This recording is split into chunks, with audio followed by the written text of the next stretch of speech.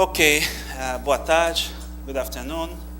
My name is George Subelli, and I was given the very hard task of introducing Professor Marco Avellaneda. It's hard because, the curriculum is very extensive, and it's hard to do as good a job as, for example, Marcelo has been doing and André has been doing as far as introducing speakers. I just want to mention a few highlights of his career. Marco Avellaneda graduated in licenciatura at the Universidade de Buenos Aires in 1981. He got his PhD in 85 from the University of Minnesota. After that, he went to the Courant Institute of Mathematical Sciences, where he ascended to the rank of full professor. Eventually, from what I have here, his curriculum, 1995.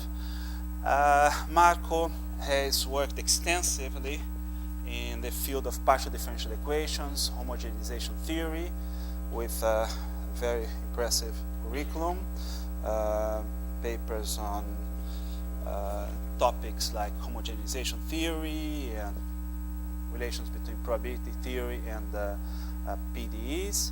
And I think for the last 15 years or 10 years or so, Marco has been working on the field of mathematical finances.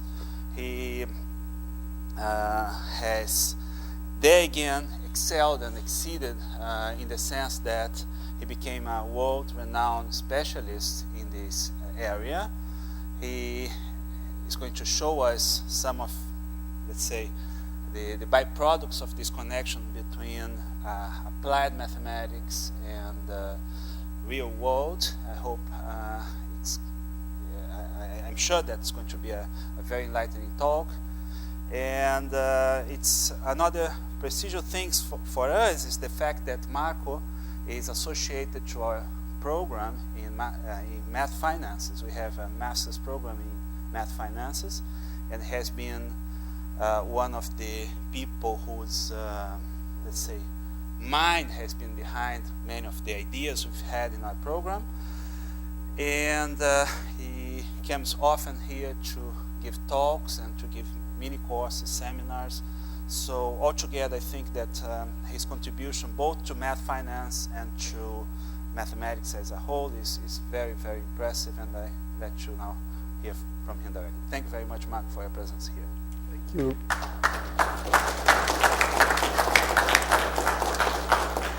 Thank you for the kind words, and also I want to thank the organizers of the Colóquio Brasileiro de Matemática for having thought of me as a plenary speaker for this fantastic Congress. I only wish I could have been here sooner, but unfortunately I had some business to take care of in the United States, and I could only make the last day of the conference. Let me give you a summary of the presentation of today. I thought a lot about whether I should speak in Portuguese or in English, and I think that the transparencies are in English, and therefore I could go in Portuguese and translate. The thing is that because I'm, one always speaks the language of whatever one says more often, and I do math finance mostly in English, so the terminology, if you allow me, I'm a little embarrassed to speak in English here. But you can take questions in Portuguese, French, Portunhol. A gente podia fazer, mas eu não sei. Okay, whatever. So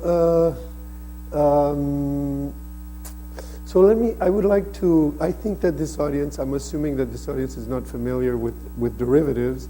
And let me tell you that derivatives are very, very important. Options are very, very important in the financial world because they bring together several things that are very, very interesting, such as leverage and the idea that small investments can give rise to large losses or large gains. They are also connected with insurance, and they're also connected to leverage buyouts, people going out and buying companies. In a sense, the mathematical theory of options is a very normative theory of what should happen. What actually happens are deviations of this that we try to what finance is understanding the deviations between the normative behavior of mathematical finance and the actual behavior based on information and market events that take place. So I will start with an introduction to options and the Black-Scholes formula. Then I will talk about volatility, option volatility as a traded asset, which is a concept. Essentially, the trading or the negotiating of option contracts based on their premium, on how much they are worth. That is something that is sometimes overlooked in the finance literature, and even in the mathematical finance literature, because people are more looking at equations. So I'm trying to give you that.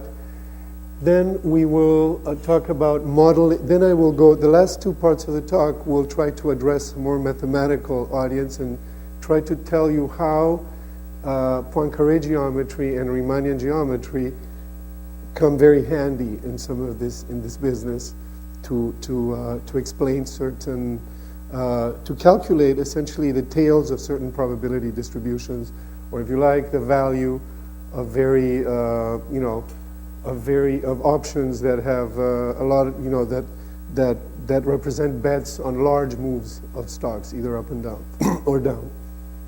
So, and this is because these are asymptotic problems, and with Riemannian geometry, you can get some handle on the asymptotics of heat equations. So all this fits together. So let me try to give you a flavor of all this in the next 45 minutes. Okay, so let me just say that a financial option is an option is a derivative financial instrument. A derivative financial instrument means its value is based on that of another instrument, such as its performance, and its value, but its performance in any case. So you can have I can't believe, just when no one ever calls me. Yeah. Wife.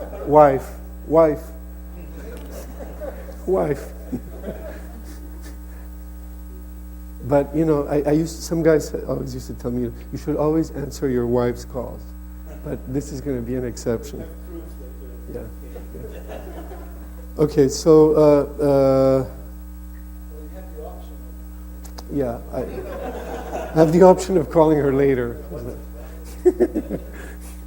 There's a risk, but Okay, so a put option is an option that allows you. No, she's not giving up. Okay, how do I do this? Turn it off.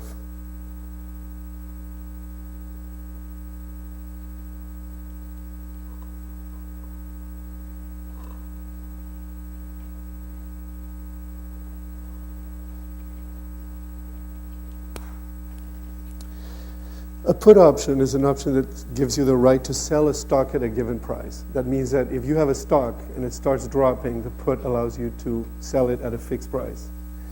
A call option allows you to buy it at a fixed price. It's like an option to buy. Think about put options. It's like, a put option is an insurance, so you can sell a stock that you own at a given price. Now, here's an example of a market in calls and puts taken at randomly the day that I was doing the talk. So you have, typically you have an expiration. Here we are talking about the August expiration.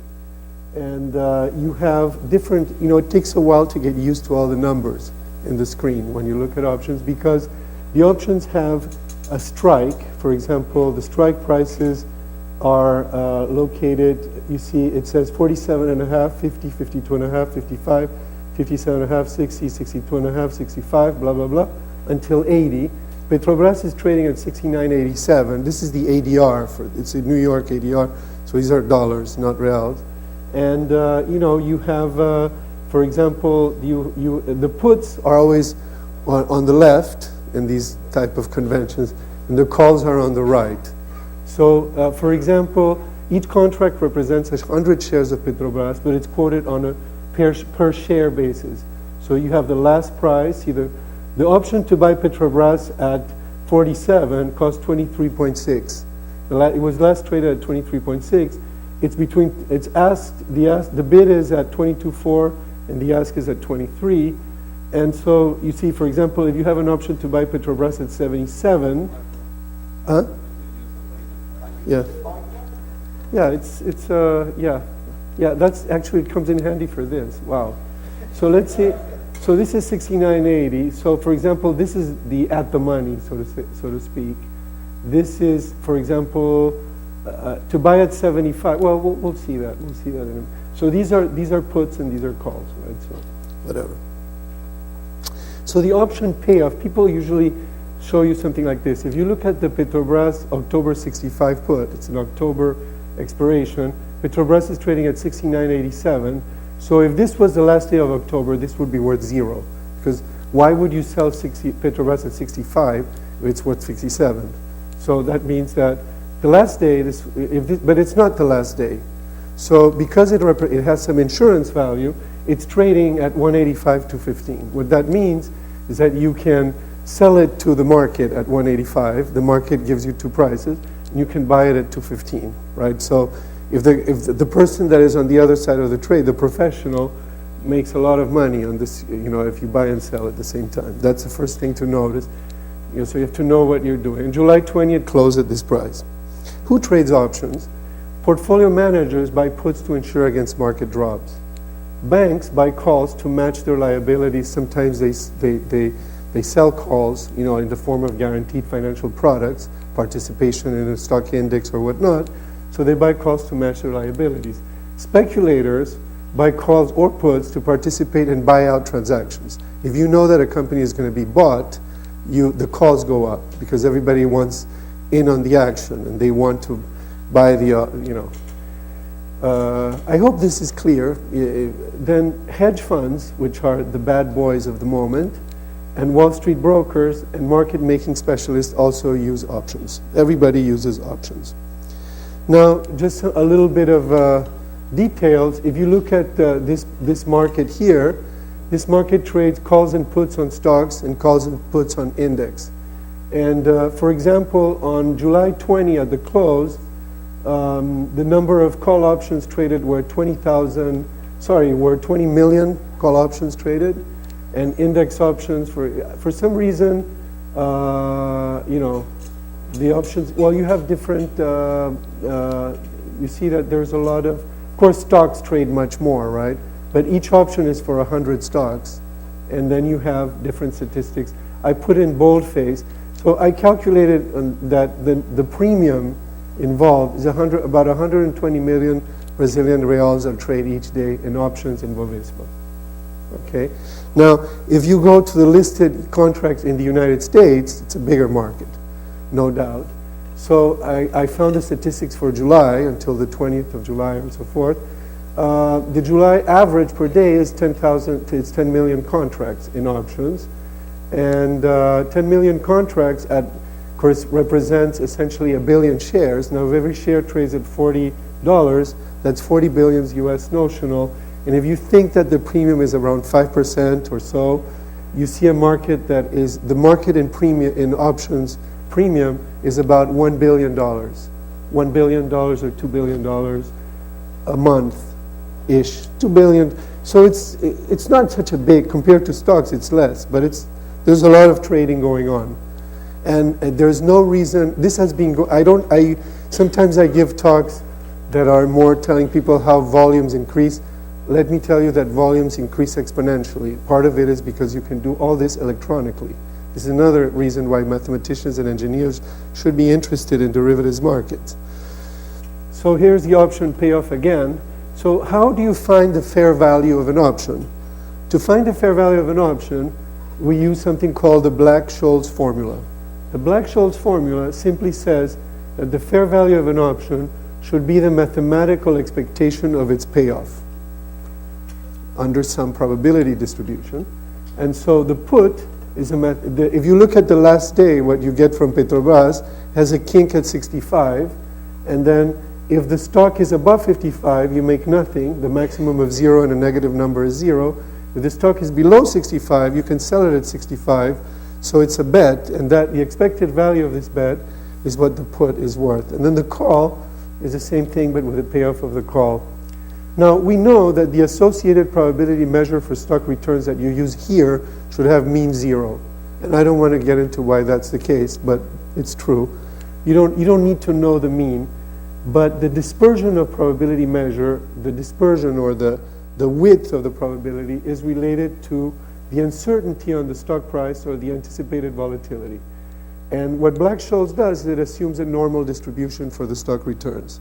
If you do that, you obtain this simple formula that says that a call is, well, you know, you have the Gaussian cumulative distribution that you can get in Excel or in any calculator, and then there are some variables that come into the pricing: the stock price, the strike price, time to expiration in years, the interest rate, the dividend yield, you know, stocks pay dividend, that has to be put in there, and then something called the volatility.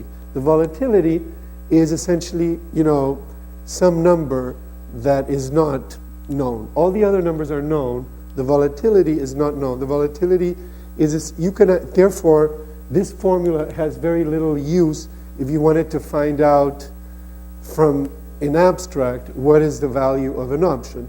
But it is a good way to translate the value of the option in dollars or reals into volatility. So there's a one-to-one mapping between what volatility you put in the distribution and what price you get.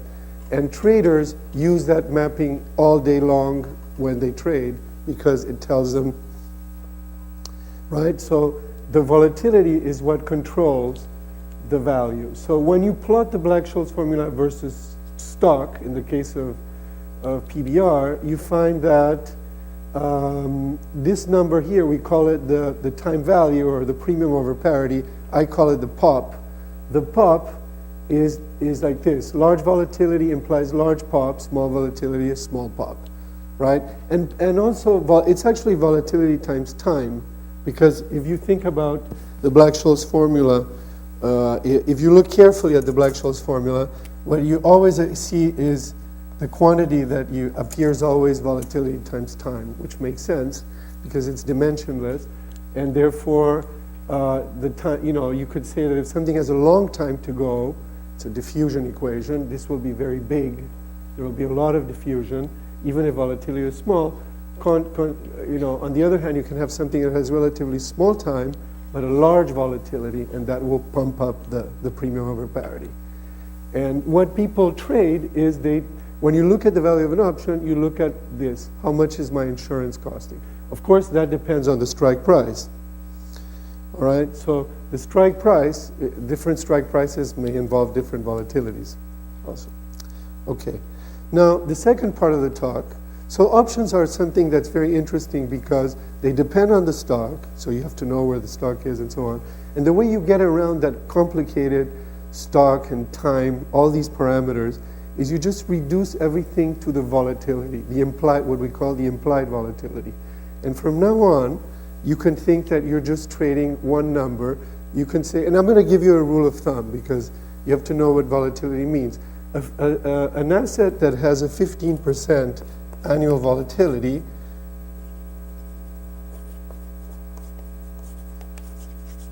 is expected to move 1% per day. Right? So why is that? Well, because the square root of 252 is roughly speaking 16 or 15, right? So so therefore 15 or 16% annual volatility. So once I gave this talk in the Bovespa, and the guy says, no, you have to use 250. I said, but no, it's 252. He says, no, in Brazil we only have 250. And he said, but how come? He says, well, we do everything faster. We're more efficient. We only need 200. Okay, so anyway, so if you divide by the number of business days, it's around 250, square root of that, you know, you get this. And of course, now if a stock has 40%, 45%, well, let's say 60% volatility, it will move 4% a day, and so on. Okay, this is a typical screen from Bloomberg that shows you the options on the S&P 100 on some tracker of the S&P index. Huge volumes. Significant volumes. I don't even know which one it is, but this is the way your screen looks. If your screen breaks, you have to call this number here. To the machine break, and see, it's September. These are essentially the March 06 contracts on S&P, and always the bid, ask, last volume. Bloomberg also has volatilities that you can put in there. I just didn't do that. So now, when you look at something like this, the first thing you have to do, which people do, is they convert the mid-market price into a volatility. And now there's a column here, which I don't have, which I should have, that has all the volatilities coming from Black-Scholes. So when you look at this on another day, on another contract, the volatility curves always look like this. Always look like this. They look like this. What are these things in terms of what? In terms of the logarithmic distance from the strike to the money, and in terms of the volatility. What happens is that if you have contracts that are very, very low strikes that insure you against a huge drop in the stock, right? That only pay in a very, this is basically it's a bet on what the tail of the probability distribution is going to be in, very, very out of the money.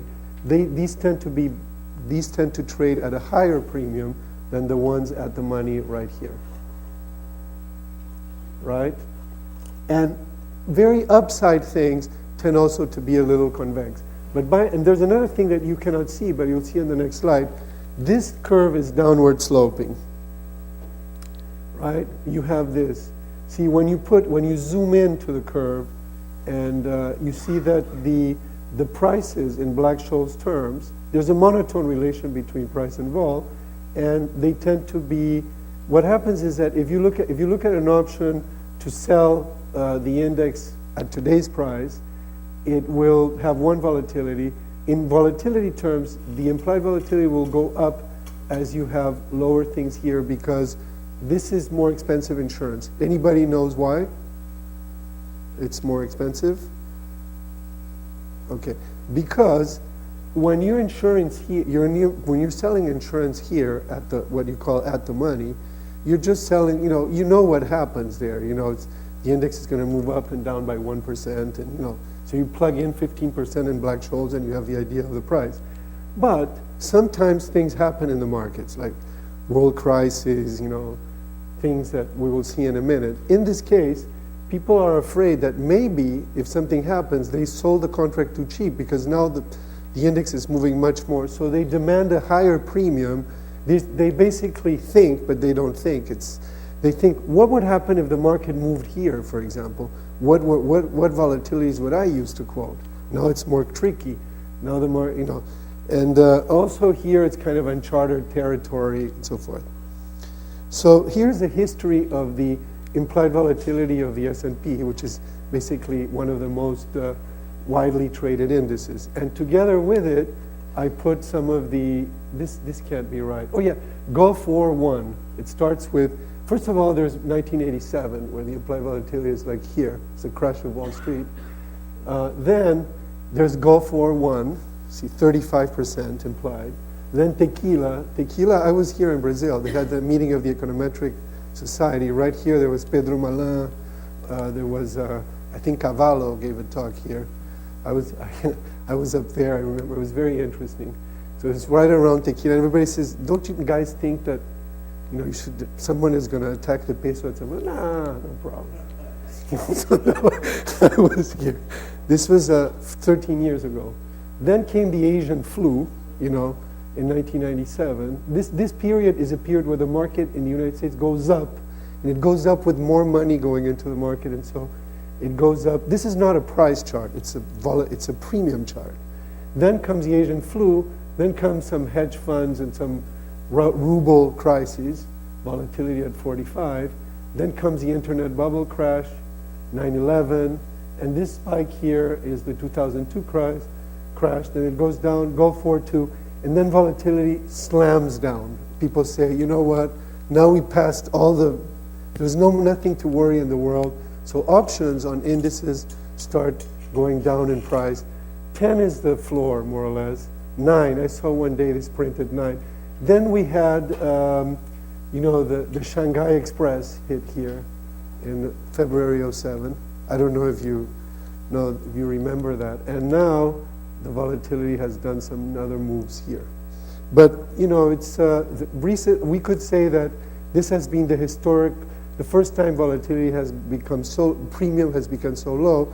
And this coincides with a lot with markets in the world going up and the globalization and so on. Option sellers make money when the stock moves little during the life of an option. Option buyers make money when the stock moves a lot. Profit depends on the premium paid and received, of course, in addition to stock movements. Think of volatility markets as insurance markets. And the volatility curves that I show represent the cost of insurance for stock moves at different strike levels. Also, when the stock price goes up, generally the volatility goes down. That's why you have these inverted curves. When the stock price drops, implied volatility rises. For example, look at the S&P in the last year.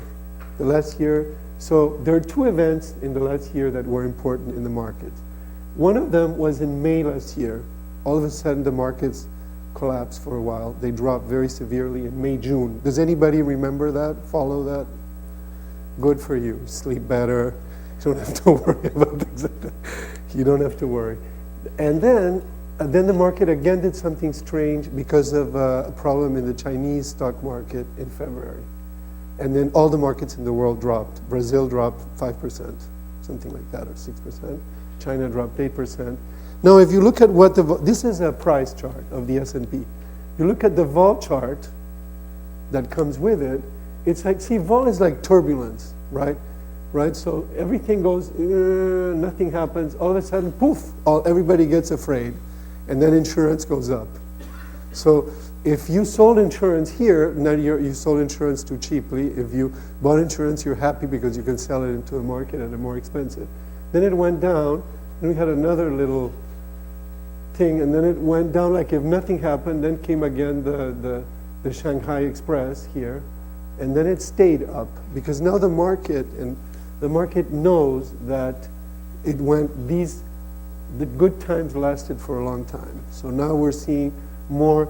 This is now trading here right now today. So it went up like this to here. For example, just to bring this case even more, if you look at the Brazil fund EWZ, which is a basket of, it's like the Bovespa, but it's different. It has 80 stocks and it trades in New York. You see here the Shanghai Express, because the last year, the February '07. And what do you think happened with the volatility? The volatility was around 30. Even at some point, people were complacent. It was trading at 25. Then all of a sudden, it jumped to 35 right there. And this blue thing is like the realized volatility. It's an estimator of the volatility of the index. And then it kept like that. You see, and then it dropped again in June, July. Now it must be around here too. But you can see in these indices, in this Brazilian index, you can see very much how it's hit when the stock drops. People are invested in Brazil. Brazil is great, all the good stories. Then when there is a drop, maybe not because of Brazil, maybe because of another country or something like that, these option premiums go up a lot. This is what we're talking about. Finally, let me tell you that in order to make all the Black-Scholes simple, to simplify Black-Scholes in your mind, you should just know that you can apply for small time. Small time is good because the liquidity is in the front month. In the trader, at least if you're trading the options in the exchanges, a lot of people simply take the Black-Scholes formula and they say, well, for the strike at the money at least, for the at the money forward strike, then you can do a little bit of playing around with this integral, and you assume this sigma root t is small, which it is, because if you put 15% and 0.05, and then you take the square root, this is like a few percentage points. You see that the actual formula is that the at the money option is 40% of the strike times the vol times square root of t times. So basically, it gives you a way of calculating very fast it says that at 15%, an option with 100, on a stock that is worth 100 should be worth $4 in 1 year. All right, so another thing that I want to talk about when we talk about trading volatility which has interesting mathematics, is the relation between the volatility change and the stock change related to the graphs that I show.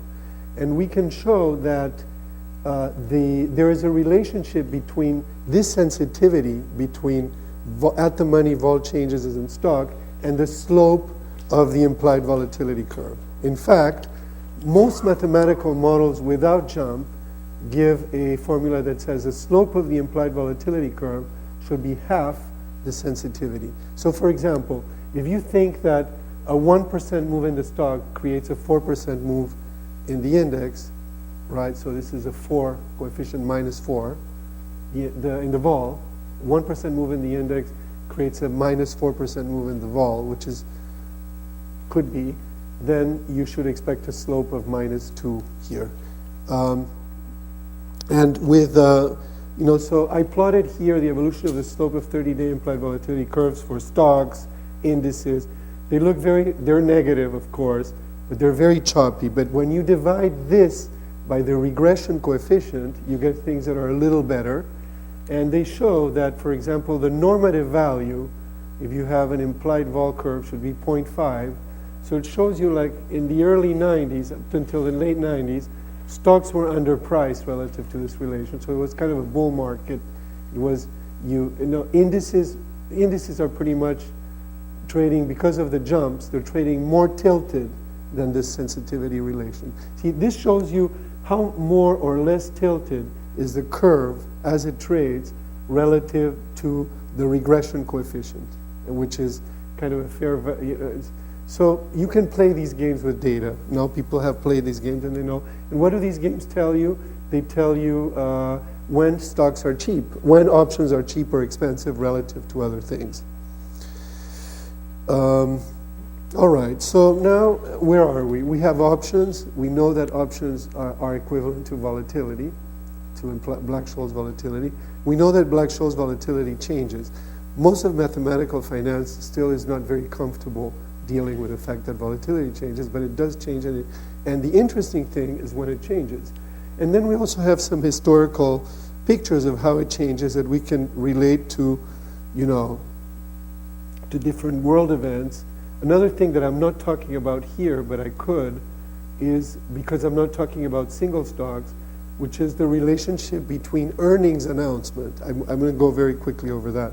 One of the cyclicality the options market is extremely cyclical because in the United States and in Europe and in most places, I believe in Brazil too, people must announce the results of their quarterly earnings. And when they do that, in anticipation of that date, volatility goes up.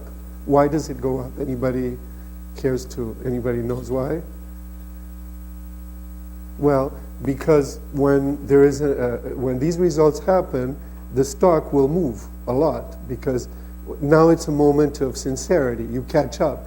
I mean, you own this certificate that says this company is going to go up. I own, Petrobras or something, and then Petrobras says, yeah, but oil prices were this and that, and we couldn't refine, and then some other guy came here. So, you know what? We actually made 20% less money than last quarter. So then people say, okay, sell the stock, or So the stock moves a lot because it's really an exam for the company. Okay, now comes the more mathematical sections of the stock. For those of you who still have patience with this arcane world of stock insurance, the idea here is the following. Let me be very succinct and precise. One of the important problems for option traders is to see option trader, they're people that have to make the market. What does make the market mean? Make the market means that you are a professional that is the intermediary, that says, like in any market, it says, I buy at this and I sell at that. And a market maker in options must make a market in all the strikes, very, very low strikes, very high, not just at the money. So they have to quote, cotar in Portuguese, all the strikes and all the expirations of whatever things they're responsible for. And in the age that we live, this is done by computer, right? This is at the basis, it's done by computer. So the computer has to have an algorithm to basically create smooth curves by inverting Black-Scholes live, then creating curves. The problem is that someone like me, for example, or someone like you, may want to test the ability of the market maker to quote extreme options. You can go, and if the guy quotes a crazy price, then you just say, okay, so sold, right? And you just sell it to him, and the guy's now holding this risk because, you know what I mean? So there has to be some sort of rational way of, and what this really means is the following, is that the value of an option is the expected value of the payoff, let's say K minus S. But therefore you need a distribution, right? So we know it's not log normal so we need to know the tail. Is it like this and then like this? You know, how are these tails? Nobody knows because, you know, the only thing you can do is hope to know. So you have to be consistent. So what people do is I'll tell you what they do. Let's start with just look at the last line. You know, you can think that the world is complicated. Let's think that the world is a very complicated world that has n factors and so forth. So you have n state variables, n Brownian motions. You know, the price is going to be a function of some state variables. You create a lot of degrees of freedom in the probability space, therefore you can get complicated things. But in the end of the day, the option price will be an expectation of some function of these variables. And this expectation will therefore be against probably something that looks like a heat kernel for some, you know, a diffusion. Now, okay, so the idea here is to say, well, what is this? Can I get a hold of, do I have to solve this problem? You know, does the trader and the Bovespa have to solve a diffusion problem in 20 variables? He's not going to do it. In fact, doing that is not helping his business at all. What he needs is something that tells him, look, if nothing happens, if the world was totally stupid, this is the right curve. Now, anything around that, you make up your mind whether you want to buy or sell. But don't give him a flat curve because he knows the curve isn't flat, right? Because he or she knows that, you know, the tail is not Gaussian. There's more risk on the downside. So he's not quoting an implied volatility curve that looks like this.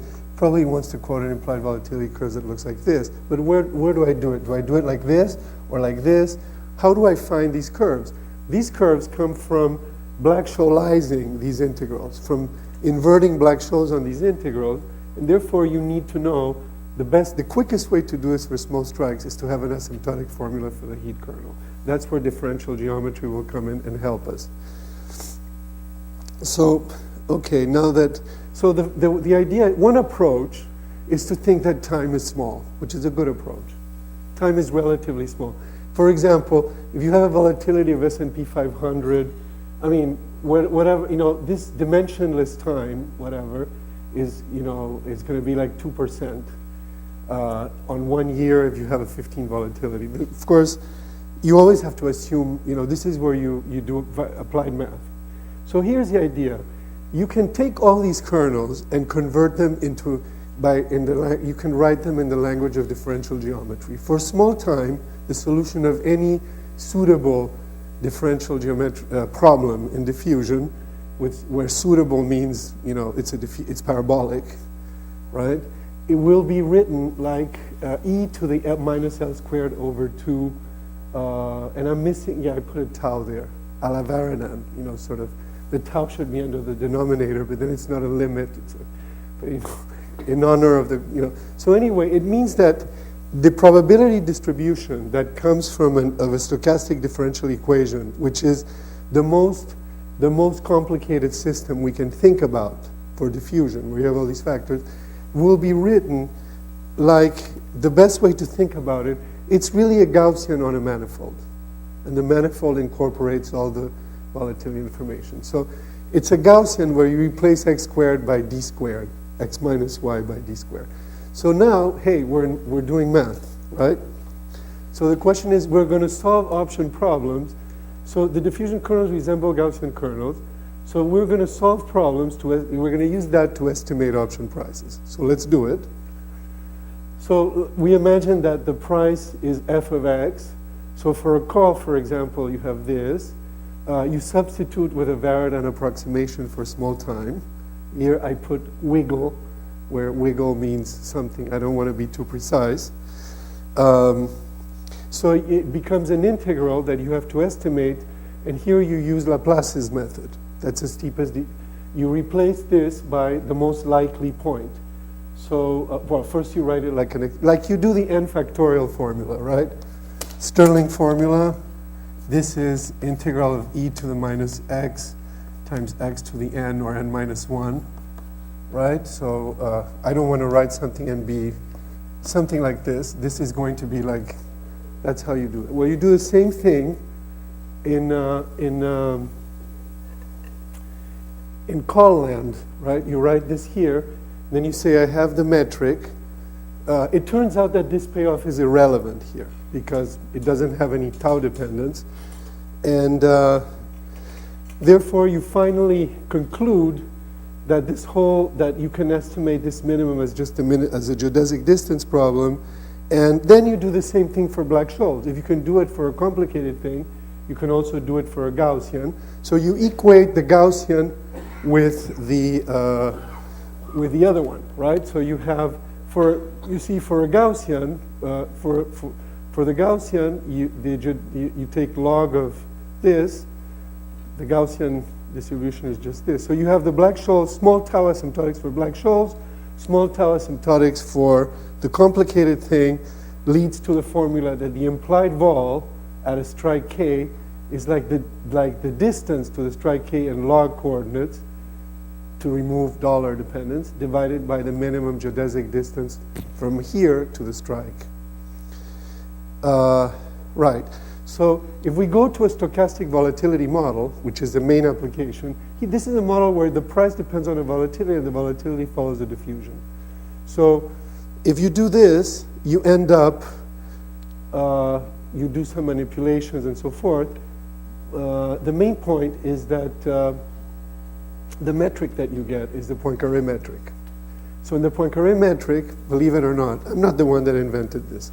I'm reporting this. The metric, but I find this quite fascinating because I could go and find my old student books about Poincaré geometry and so on.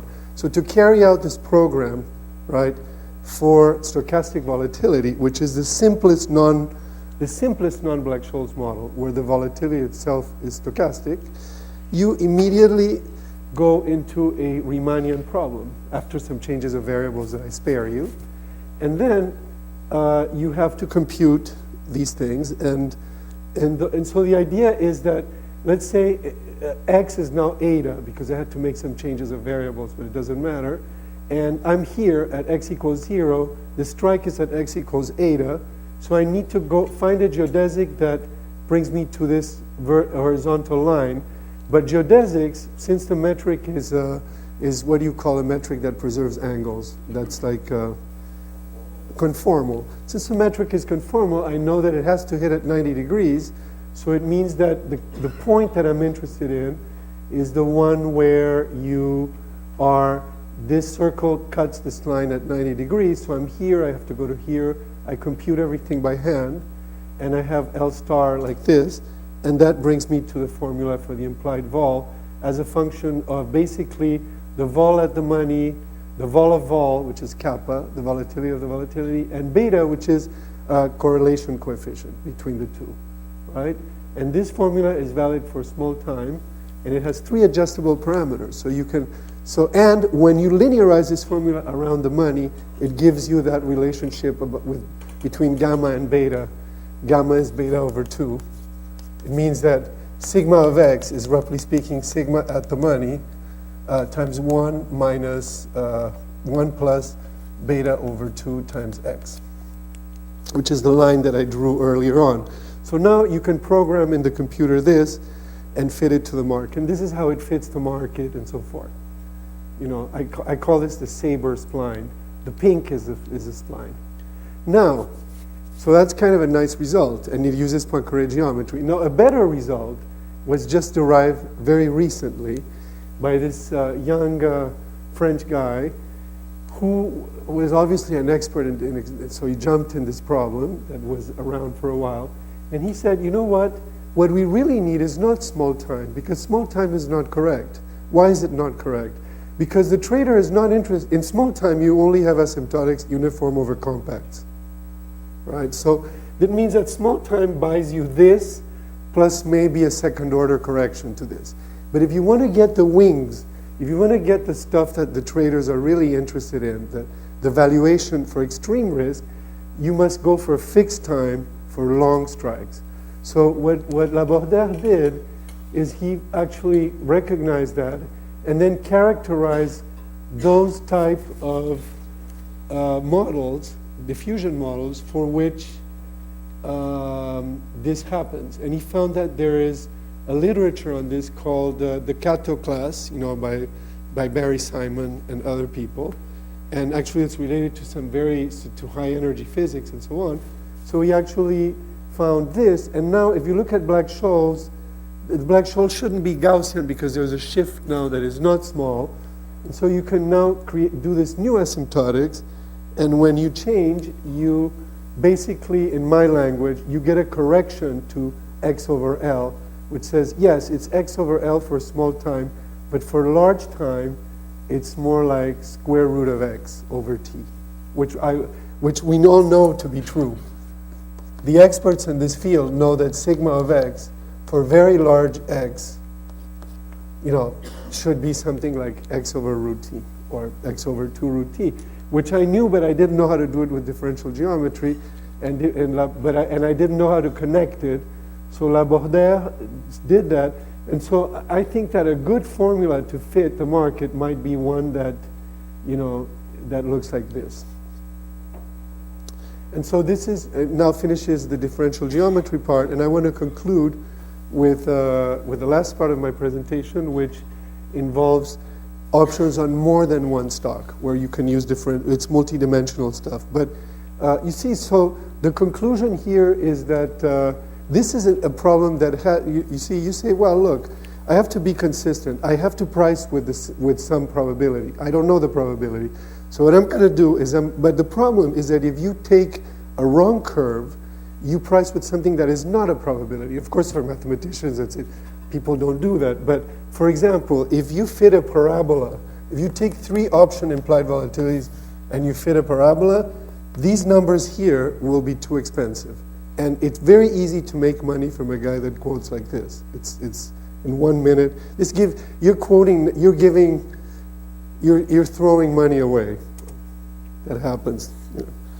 But anyway, it is. So it's very important to create a picture of implied volatilities, a curve, which is consistent with some probability distribution. And the diffusion world sort of tells you that you can, with some work, you can work out almost closed form solutions and so on to do that. Okay, last part of the talk. Now, this is another application of large deviations, and I'm going to go a little bit fast, but because it's more specialized. The idea, this is kind of my work mostly. The idea is I wanted to connect the price of single options with index options, because I always thought, you always have to look at things in relative terms, not in absolute terms. So my starting point was to assume that I had diffusion models for each stock with a correlation like this. I could put a stochastic volatility, but I didn't. And then to try to find out, an index is basically an index like the S&P 500 is a sum of the value of the stocks. So I can define a variable here, which is a log of the index over the initial index. Excuse me for the notation; it's not very precise. For example, let's go to examples are better and stuff. There's a particular index that is very interesting. I just picked one at random, called the biotech, the BBH. It has 20 biotechnology stocks. We could have done the Bovespa. So what you see, you have all the component stocks. This is the BBH. You have the shares that go into the index. You add these shares times the share price and you get the index. And you have the at-the-money vol. This is from the early 2000s, so you have huge vols. You have, for example, this stock now does not, well, you have some, for example, a 100 volatility is enormous, but I mean, this is, why do biotechnology stocks have high volatility? Because biotechnology stocks are purely driven by research events. So most of the time nothing happens, and whenever there's going to announce there's a trial or there's a result of a new drug, volatility goes through the roof. I have 100 anecdotes of that if people want to. Okay, typically, for instance, the problem, therefore, that I'm interested in is I give myself all the skews, the volatility skews on a particular expiration, let's say on one expiration, for all these index components, all these, if you think, I give you all the market probabilities for all the index components, and I have to find the one for the index that I have to use to price an option. How to do that? Well, it turns out that the way you can do this is you can define a Riemannian metric.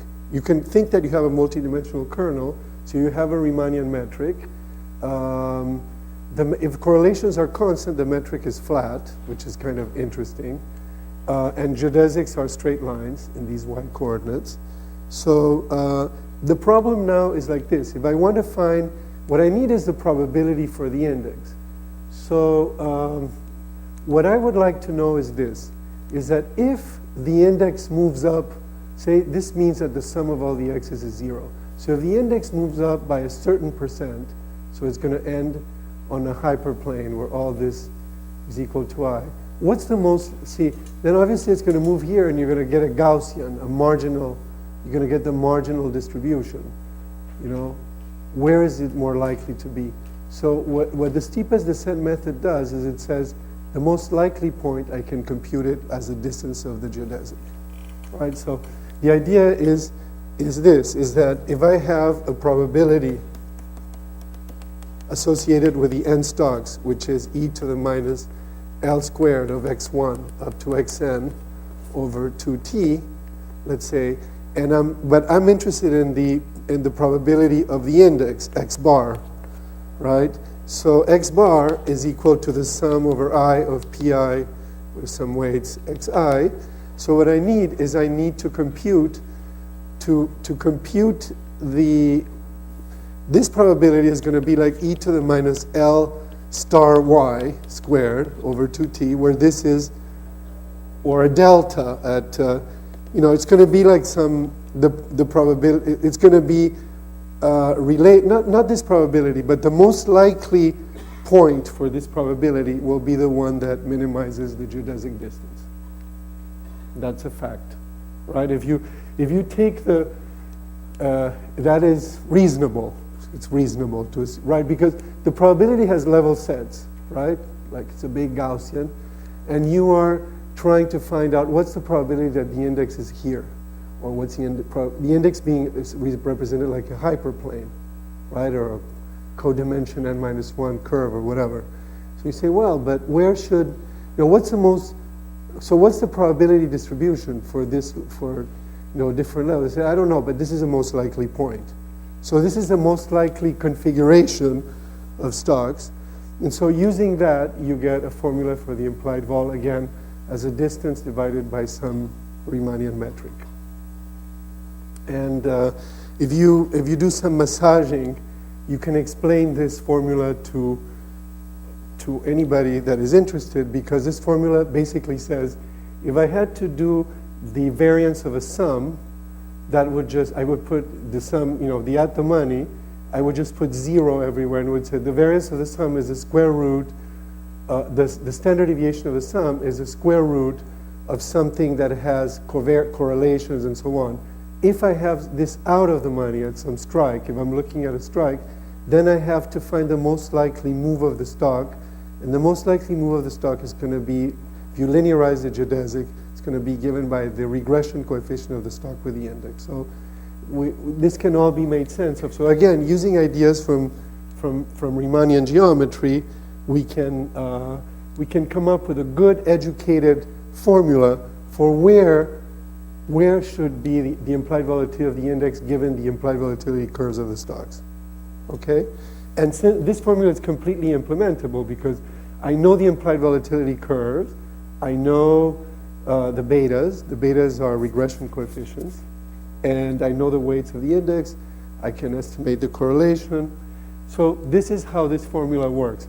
Now, I can, I'm very good at selling snake oil and so on, so I don't want to say too much about this. But if I take a random volatility curves for Dow Jones, which are the bid and the ask for Dow Jones on a particular day that nothing too strange was happening. This, if you like, is in November 02, after the summer of 02, before the Gulf War, the market was nice. These options didn't have any fair value.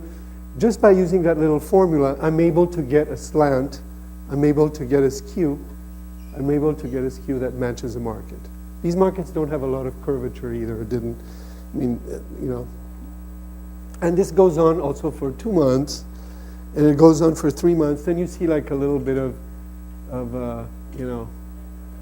So it tends to follow. You see, one of the things that I like about mathematics is when mathematics matches reality, which is very strange because mathematics can match mathematics.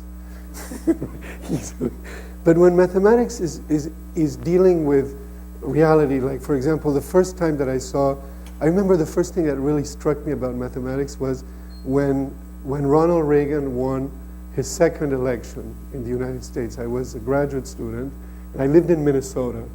And the candidate against Ronald Reagan on the Democratic Party was Walter Mondale, a veteran politician of the United States. And the only state that would vote really for Mondale was Minnesota. That was clearly, he was from a Scandinavian descent. Everybody else, it was a red map all over the place. But then Walter Mondale comes in. It's 9 o'clock in the evening, obviously, and people say, okay, with 1% of the vote in, it appears that Ronald Reagan. And so the guy comes up and says, well, thank you very much. I congratulate and I said, but why didn't he wait?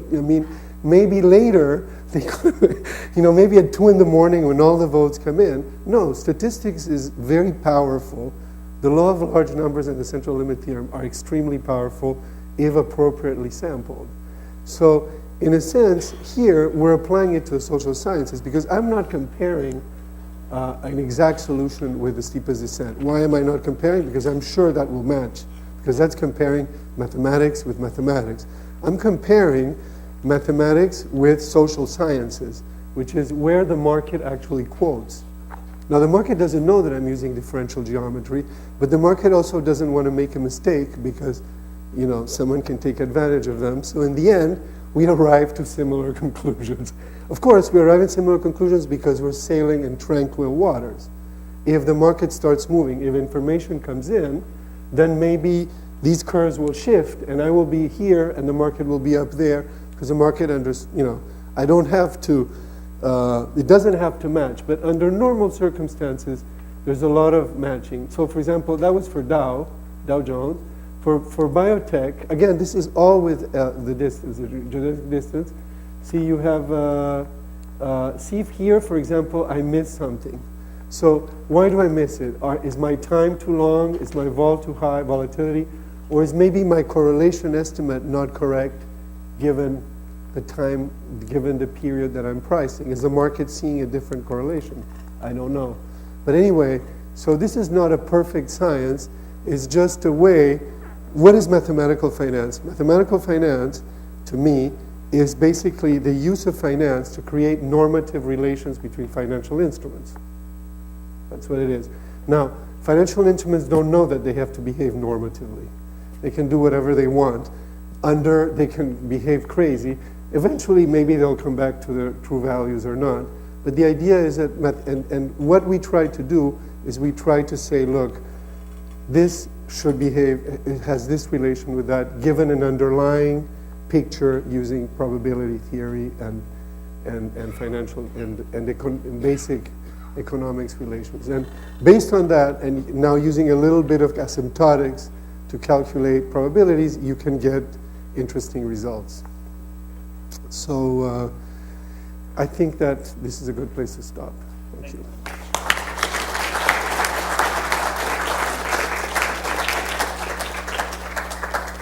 Thank you very much, Marco. We have time for a few questions. Mark. Those locations for like here doesn't match so well. Yeah. And you're not exactly sure why this is not related to the fact that there's something going on funny in the market. No, I have, then I can conjecture. I know, I have a story. Yeah. Why do you think this Okay, yes, this is actually the basis. You know, this can be because time is too long, obviously, then the approximation breaks down. Another idea is that in pricing an index option, which is what we're doing, you need to know the volatility of the components. The index option has to track the average volatility of the components and the correlation. Because an index moves, if you think an index being the sum of the stocks, if all the stocks move up and down at the same time, the index will be more volatile than if the stocks kind of move cross-sectionally.